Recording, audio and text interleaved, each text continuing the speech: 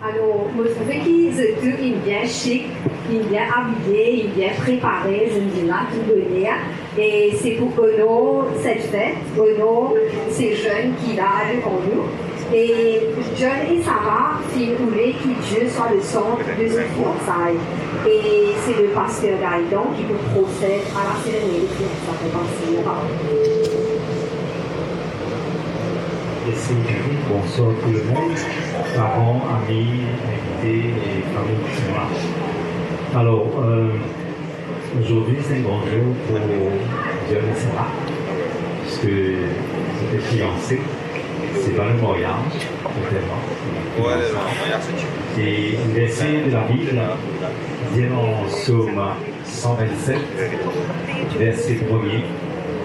Laissez l'Éternel ne bâtit la maison, ceux qui le bâtissent travaillent en vain. Alors, il montre vite ce verset que à partir d'aujourd'hui, John et Sarah commencent certainement une relation et une arrive comme eux, quelque temps de cela, 2 ans, 3 ans, je ne sais pas, mais il y a un peu d'années qu'ils commencent comme eux. Mais à partir d'aujourd'hui, je vais prendre une décision et devant les parents, devant la famille, devant les amis, devant Dieu aussi, pour que je bâtir un avenir, commence plutôt bâtir un avenir ensemble. Je vais prendre l'engagement de bâtir cet avenir, non pas sur les choses matérielles, on va me trouver aujourd'hui qui demandent relation, qu'au lieu de mettre Dieu premier, au lieu de bâtir une relation solide, mais de plutôt bâtir une relation sur les choses matérielles, sur le confort, sur la chose autour de nous. Mais ce verset, il y a un amour qui bâtit sur le roc. Quand il veut dire une maison, ce n'est pas une maison en béton, c'est cause d'une muraille, mais c'est cause plutôt l'amour. Une maison, c'est l'amour. Un amour qui bâtit sur le roc. Dieu m'a connu l'enfant, m'a connu de naissance, Sarah m'a connu très jeune. Et je suis toujours content le Seigneur, et jusqu'à maintenant, je suis content le Seigneur, et je crois que je continue mettre Dieu premier, comme Karine vient dire, mettre Dieu premier dans notre vie. Alors, l'Éternel qui a besoin de bâtir cet amour, cette maison, cet amour, afin que les capables ne se va pas bâtir en vain, mais construire pour l'avenir, construire pour les vignes solides, parce que le mariage aujourd'hui, pas que sur le mariage, mais plutôt que sur le fiançailles, mais toujours fiançailles qui amène vers le mariage. Mais dans le monde que nous vivons, nous trouvons que le mariage est très très fragile, parce que je ne vais pas bâtir sur l'Éternel, je ne vais pas bâtir sur Dieu, le Créateur, qui a établi cette relation entre le mari, entre l'homme et la femme. C'est pour cela qu'aujourd'hui, nous avons beaucoup de violence familiale, beaucoup de violence dans le couple et aussi beaucoup de divorces. Parce qu'il n'y a pas de l'Éternel, il n'y a pas Dieu. Dieu qui a établi, qui a situé cette relation entre l'homme et la femme. Un amour qui bâtit sur le roc, c'est quelque chose qui est solide. Ne pas bâtir une maison sur du sable, mais nous bâtir une maison sur une base très solide. Et de même, quand le Père engage nous dans le chemin du mariage, qu'il commence par le fiançailles. C'est un engagement précieux. Fiançailles, c'est un engagement précieux. C'est un engagement de choisir John et Sarah, aujourd'hui, devant les parents, et toute la famille, tous les amis comme témoins, je peux célébrer ce moment précieux. Je m'investis beaucoup pour ce moment.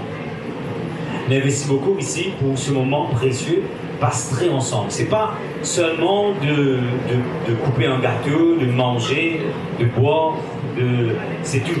Mais c'est plutôt montrer que nous devons prendre l'engagement sérieux, très sérieux encore, solide, de choisir de marcher ensemble.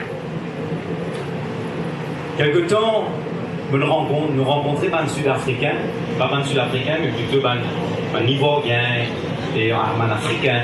Et là, nous demandons, un Africain, là-bas, nous demandons, vous savez, ici, à Maurice, nous, quand on commence à compter un petit fille ou bien un petit fille qui commence à compter un garçon, et on appelle ça fréquenter. On appelle ça fréquenter. Vous savez, en Afrique, comment on appelle ça? De dire comme ça que marcher ensemble. Alors nous commençons sur la tête un peu, non, marcher ensemble. Mais comme on a vraiment ça ce terme-là, c'est choisir le jour du fiançailles, c'est choisir de marcher ensemble vers une direction. Quelle direction? C'est le mariage. Quelle direction? C'est unir pour la vie. C'est-à-dire que deux personnes, deux fiancés, se prennent l'engagement de marcher ensemble vers le mariage.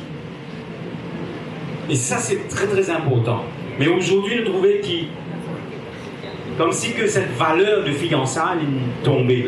Et nous fiers de Sarah et de John qu'aujourd'hui, de peut fiancer parce que de comprendre cette valeur biblique. Et dans la Bible, les fiançailles, c'est considéré comme un engagement sacré. Les fiançailles plutôt dans la Bible, est considéré comme un engagement sacré. L'exemple, c'est Matthieu chapitre 1er, verset 18. Marie et Joseph une fiancée. Et quand il arrive à une situation que Joseph a envie de casser sa fiançaille, c'est-à-dire rompre cet engagement.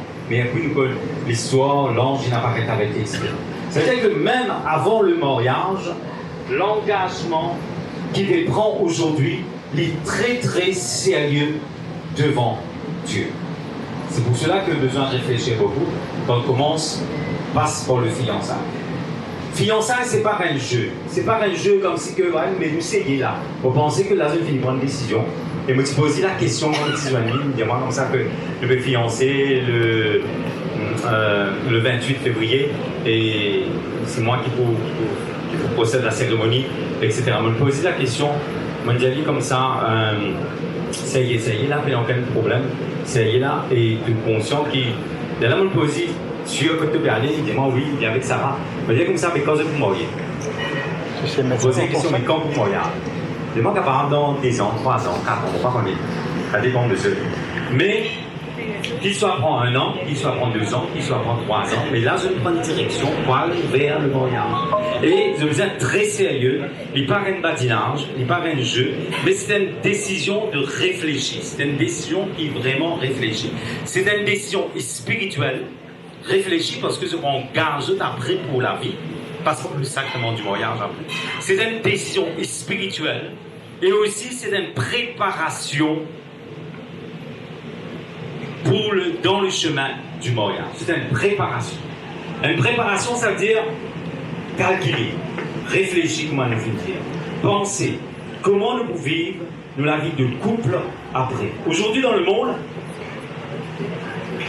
les hommes avec la vie moderne, nous avons cette dicton qui dit non couple, je vais vivre en couple. Pas en couple, pas sur le mariage, mais en couple, je vais vivre en couple. Pas dire une fiancée, non, en couple. Mais il n'est pas biblique. Il dit comme ça que c'est une préparation pour le mariage. Et premièrement, comme on le mentionné, spirituel. Je vais mettre Dieu premier, mais continue les bon Dieu premier dans sa relation, dans sa préparation du mariage.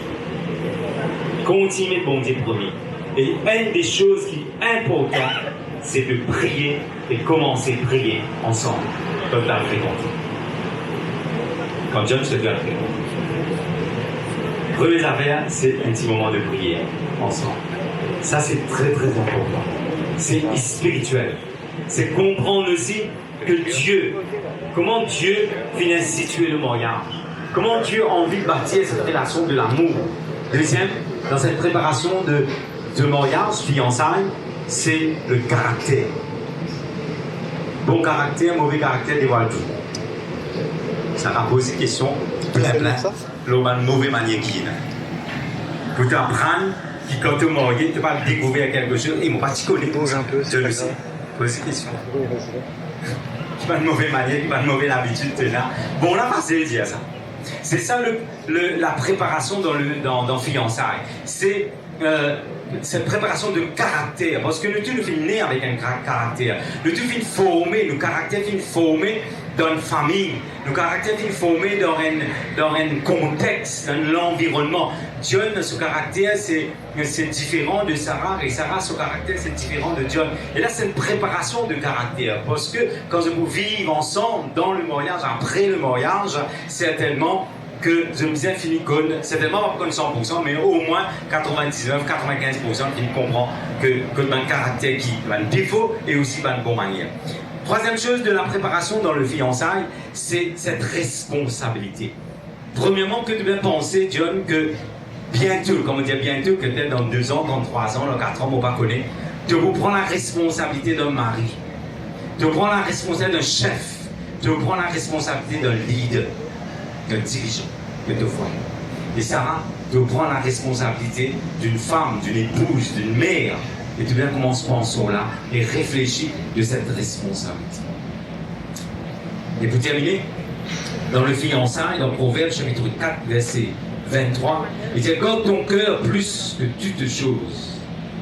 Une chose qui est très très importante. Le fiançailles pas donne aucune permission d'habiter ensemble, de rester ensemble, de cohabiter ensemble. D'après la parole de Dieu. Non. Fiançailles, chacun reste de ce côté, c'est pas le mariage, il pas donne aucune permission de cela, c'est rester pur jusqu'au mariage. Et surtout dans 1 Corinthiens, dans plusieurs versets, 1 Corinthiens chapitre 6, versets 18 et 20, il dit restez, fuyez plutôt l'impudicité. Celui qui se livre à l'impudicité, de cause de l'immoralité sexuelle, Paul plutôt pêche contre son propre corps. Ne savez-vous pas que vous êtes le temple du Saint-Esprit? Vous êtes déjà le temple du Saint-Esprit. Quand vous êtes pur jusqu'au mariage. La tentation est là. La tentation est de faire les tours. Pas de relation sexuelle, pas de cohabiter ensemble. Là, le fiançailles, il pas donne sa permission là d'ailleurs. Dieu m'a donné sa permission là. Dieu donne sa permission là seulement après le mariage. Alors, on croit que, on fait un long discours, on fait une longue prédication, c'est un discours qui termine même, c'est que je démarche ensemble, point de vue, pour atteindre le mariage, et dans la marche qui arrive jusqu'au jour du mariage, c'est marche avec Dieu. Comme Enoch, marche avec Dieu, et continuer marche avec Dieu. Que Dieu bénisse, nous rendons grâce au Seigneur ensemble. Seigneur, nous te disons merci pour ce moment. Et nous savons, Jésus, que Seigneur, Dieu te l'a, Seigneur, te présente, te témoin de Seigneur Jésus, cette fiançaille de John et de Sarah, Seigneur. Nous te rendons grâce parce que, Seigneur, de montrer nous, d'après la parole de Dieu, que, Seigneur, les principes bibliques dans le fiançailles. Et je te remercie, mon Dieu, pour John et Sarah, qu'à partir d'aujourd'hui, de capable de respecter, Seigneur Jésus, ce principe biblique, jusqu'au Seigneur Jésus, je passe par le sacrement du mariage. Je te rends grâce et nous te disons merci, Seigneur, pour cela, mon Dieu. Qu'ils soient capables de veiller sur eux-mêmes et qu'ils te continuent, honore-toi, d'enseigner cette marche ensemble, mon Dieu. Nous te bénissons et nous te rendons grâce. Merci, Seigneur.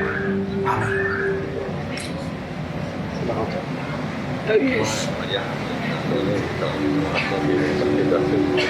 Voilà. Maintenant, dans le fiançailles, il n'y a aucune parole à dire.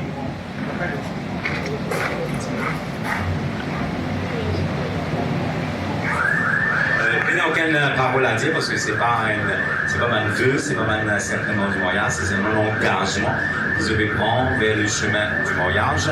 Et maintenant, c'est la zone maintenant de passer cette vague de fiançailles. Et cette vague de fiançailles, il montrait que nous étions engagés ensemble dans ce chemin du mariage. Voilà.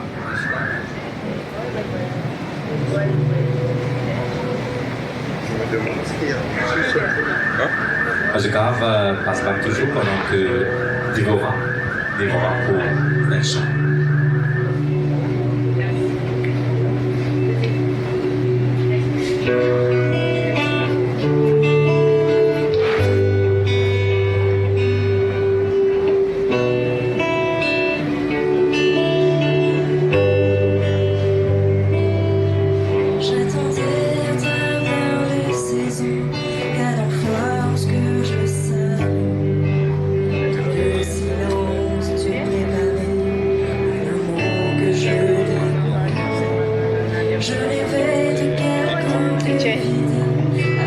cœur ton